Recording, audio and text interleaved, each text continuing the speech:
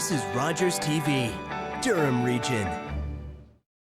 The opinions expressed in the following program are those of the participants and do not necessarily reflect those of Rogers nor Rogers TV.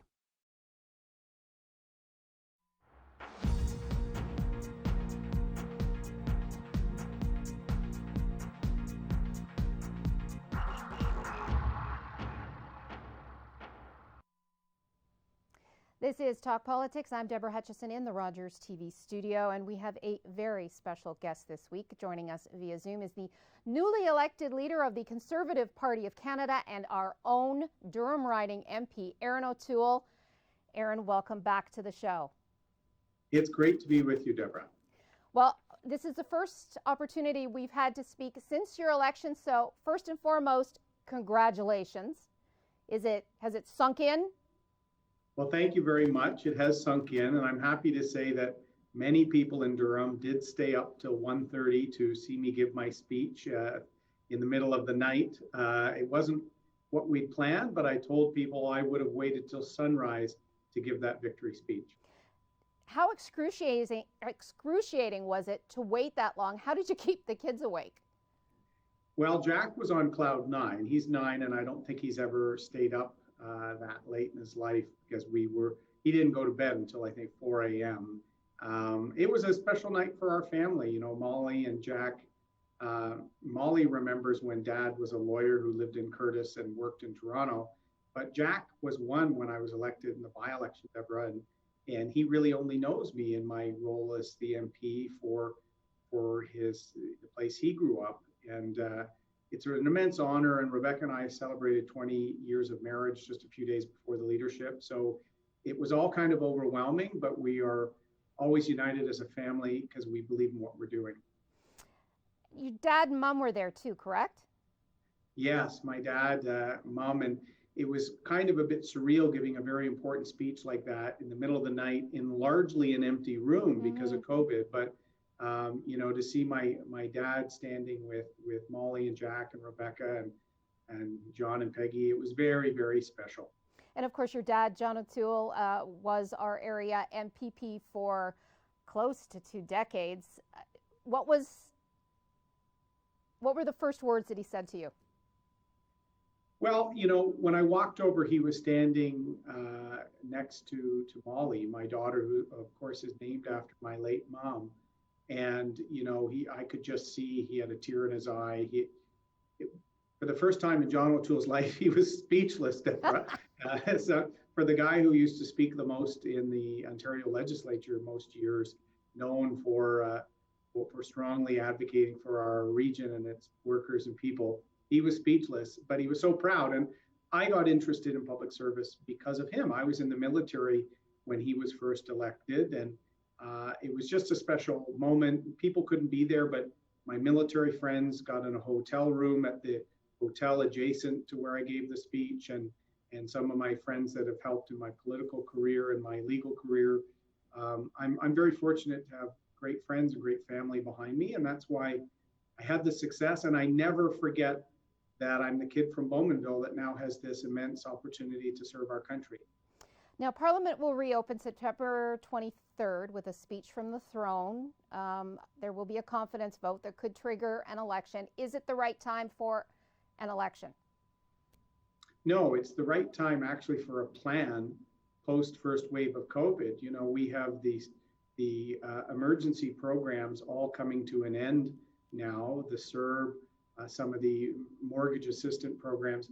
And our concern is we haven't heard a clear plan from the Liberals on how we're going to get people back to work, how we're going to get better trade deals, get rid of the tariffs on aluminum and potentially steel again.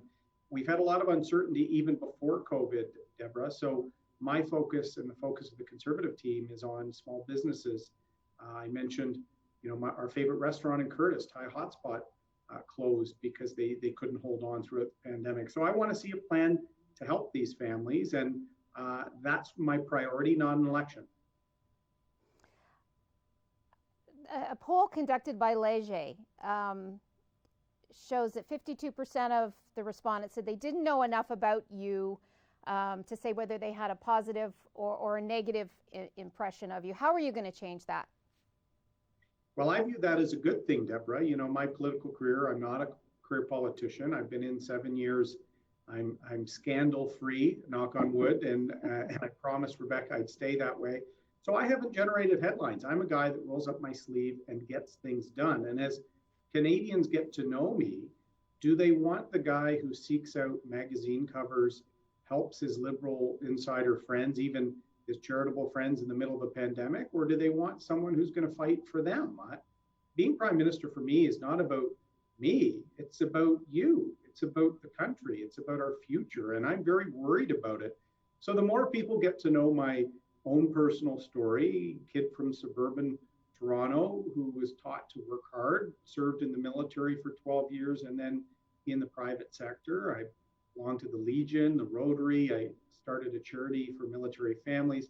I'm known as someone that works as part of a team or now leads a team. And I think I'll fight for Canadians. I won't fight for attention.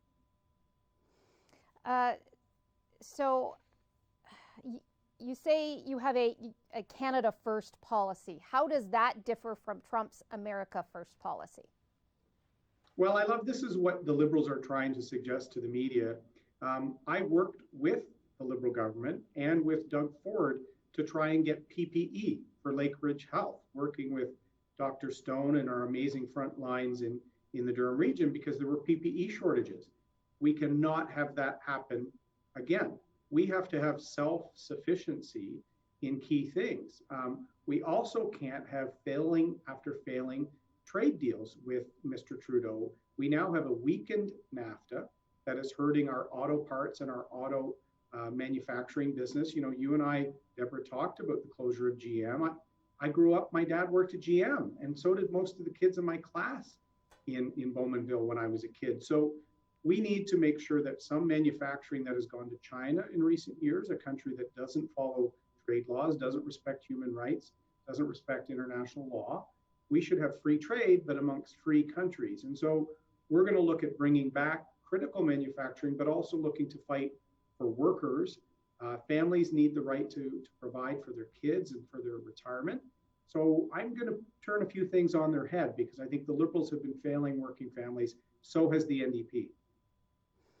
In opposition, how can you, I guess, successfully bring about that change without being the top dog yourself?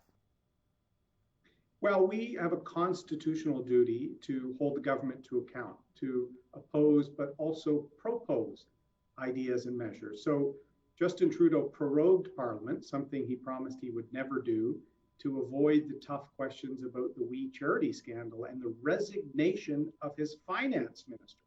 Like, his government has now had 3 ethical investigations against the prime minister himself. His family was benefiting from a charity that they were giving a sweetheart deal to. Canadians deserve better than that. So we're going to hold them to account for corruption.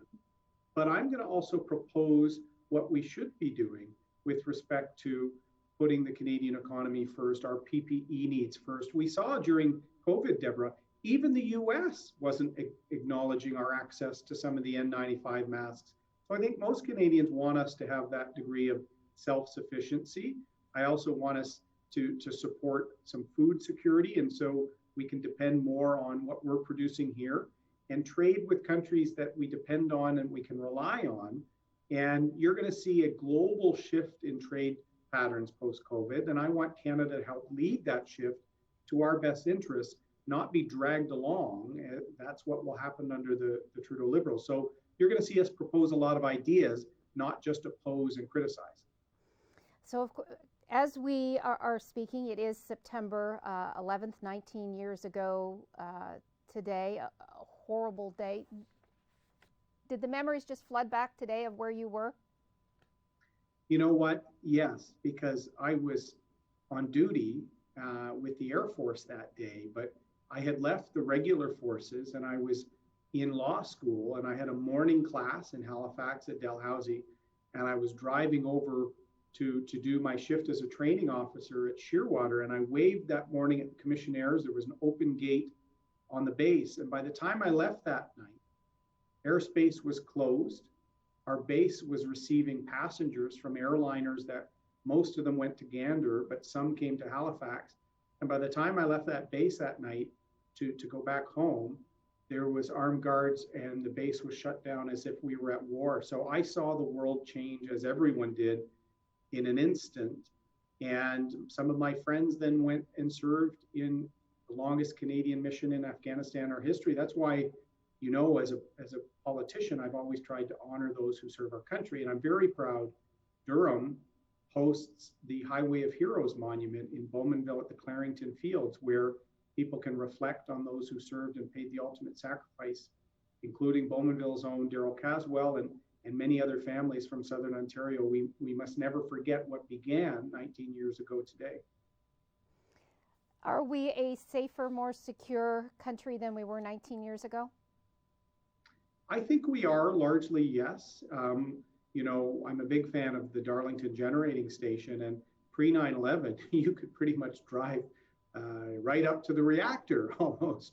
I think we lived in the peace and security that we've known in North America for many years, because our wars traditionally were always overseas in Europe or in Korea, or they were always risks far away from us. And terrorism brought that risk home. And I think we have taken it seriously. I'm actually very proud OPG hires a lot of former Canadian Forces people as part of their security for our generating stations in Darlington and in Pickering. I think we are more conscious. Going and getting on an airplane was never the same after 9/11, as you know, Deborah. So I think we're more conscious. We have to make sure we fight for our liberties, but also take public safety and security seriously as well. And I think our law enforcement and our security and intelligence services do a good job. Okay, we've only got about another, I guess, minute and a half, and then we have to say goodbye to you. I want to ask you, take it back to the family. I'm sure you have received lots of advice over the years, lots of political advice, and I guess life advice from your dad. What's the best piece of advice he has ever given you that will help you in your new position? He had a great expression, Deborah, that I've shared with new politicians myself. You're born with 2 ears and 1 mouth, so you should listen twice as much as you speak. And so I'm now listening to union leaders, to business leaders, to families, to Canadians from coast to coast to coast, to understand their hopes and their fears, but also their passions for Canada. And I'm going to try and make sure that our Conservative team reflects that. It's not about the Ottawa bubble and Liberal insiders. It's about serving Canadians. So I'm going to be listening, just as Johnny O, as we call him, told me to. Johnny O, I love that. And in regards to your family, is the family then moving to Ottawa with you? This is a big change for them. Yes, well, you know, in the last couple of years, when I ran for leader last time, I guess 2 times is a charm, Deborah. I won the second time. I learned a lot the first time. We have a home in Bowmanville and a home in Ottawa, because the kids a few years ago started going to school here, just because my most important job is husband and father, and I was letting that down a little bit because my children are young.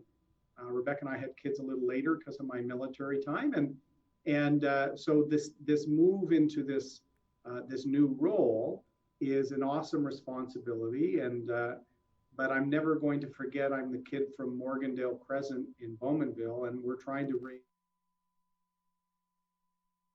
respect others, do your best, and serve. And that's how I was raised, by my dad and 2 remarkable moms, and it's the same values Rebecca and I are trying to instill. So there's some formality that goes with being the leader of the opposition and potentially the prime minister, but we will stay grounded, Durham grounded, you could say.